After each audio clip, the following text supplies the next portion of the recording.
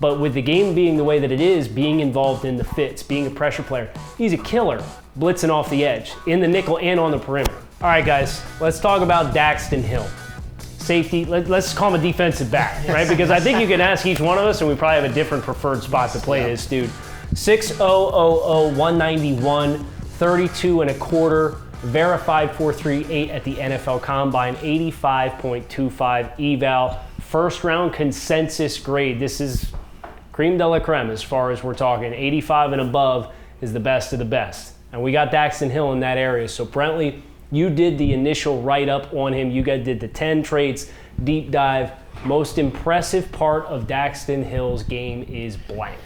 Versatility, right? I think that's where you got to start with Daxton Hill. I think as a sophomore at Michigan, he played primarily in the high post, playing that deep kind of safety, that traditional free safety in a cover 3 scheme, and he was phenomenal. You saw the range, you saw the instincts, you saw the ability to kind of close and trigger down the field. And then as a junior, you flip on his tape, he's primarily a nickelback, and he's phenomenal, right? You see the length, you see the instincts, you see the fluidity to play man and stay square and connected throughout the route.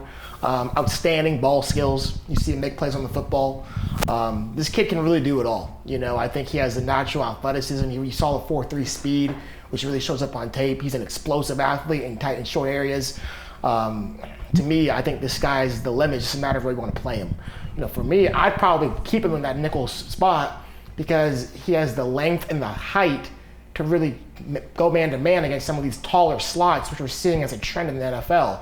And so when you have a guy who's that fluid, with that kind of length and that kind of toughness, he can be a real difference maker for your defense. I want to piggyback off of that, and Damien, I'll jump to you, but I want to ask you guys this question, and if it comes up throughout the course of talk about Daxton, let's apply it through the lens of Daxton. Mm-hmm. But we think about the game today, and how much of it is played in sub, right?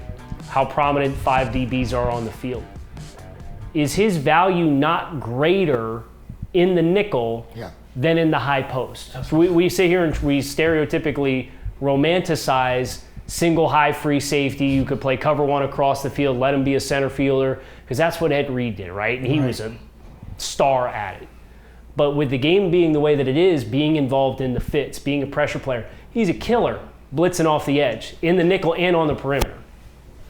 I tend to agree with you, and I'd love to hear what you guys think. Dre, I see you shaking your head. Yeah, I think this, though, I mean, you start the game off typically in base, right? I mean, so if you're playing him inside, then he's not on the field, right? So I think that where his value is, you can play this guy at safety, right? You can start him off at safety.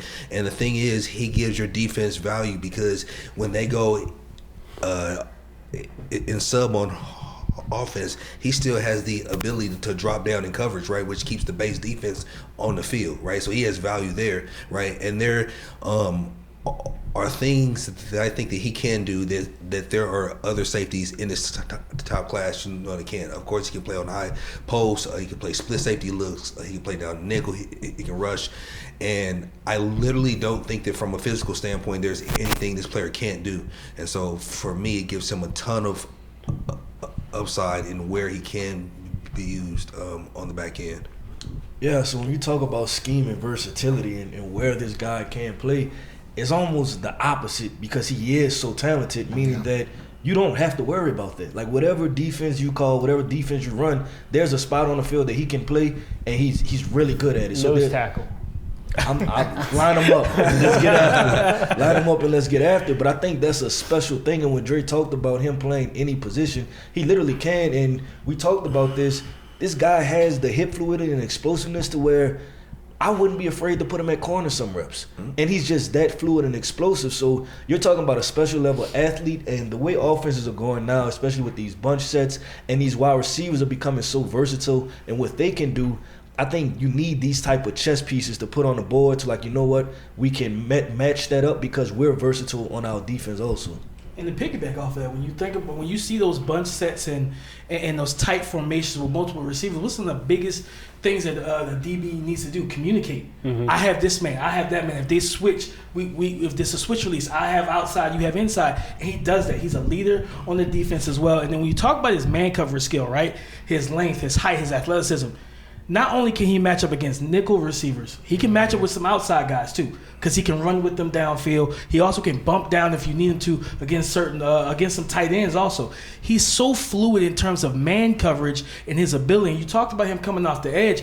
There's reps where he blows up there's a lot of split zone action in today's football, where you got that tight end coming backside. And that slice, and he's blowing guys up, same foot, same shoulder, leveling that slice blocker, and then getting in the backfield to get the ball carrier. He's one of those guys where you call him a jack of all trades, but the old saying, jack of all trades, master of none. Yeah, no, he's not a master of none. Like, he's a guy that's literally equally fluid in his entire skill set. So you want the take? Yeah, you told us we might get it. Give it to us, Drew. Now I've thought through this somewhat because I didn't want to. So my take is, I think that Kyle is a better football player at this stage, maybe, but I think that Hill is the better safety and has the most upside out of the two safeties within this class. Hot take. Kyle Hamilton of Notre Dame. Yeah, not me. Yeah, not you.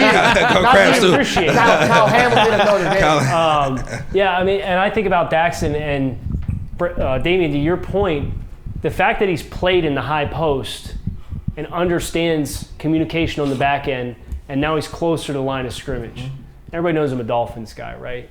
And I've seen what Javon Holland, who had that same progression throughout the course of his career at Oregon, what he was able to do immediately in the NFL to be a big-time impact player because he had that versatility and they did move around. He did start in the high post like Drake talked about, and then when they did get into 11 personnel, he's down in the box. And it's 3rd and long, and next thing you know, he's walked up on the end of the line of scrimmage and he's blowing up Lamar Jackson on Thursday Night Football.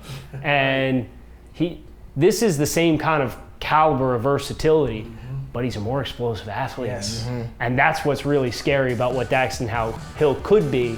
It's just a question of who's going to take him and how much they're going to ask him to do, how soon.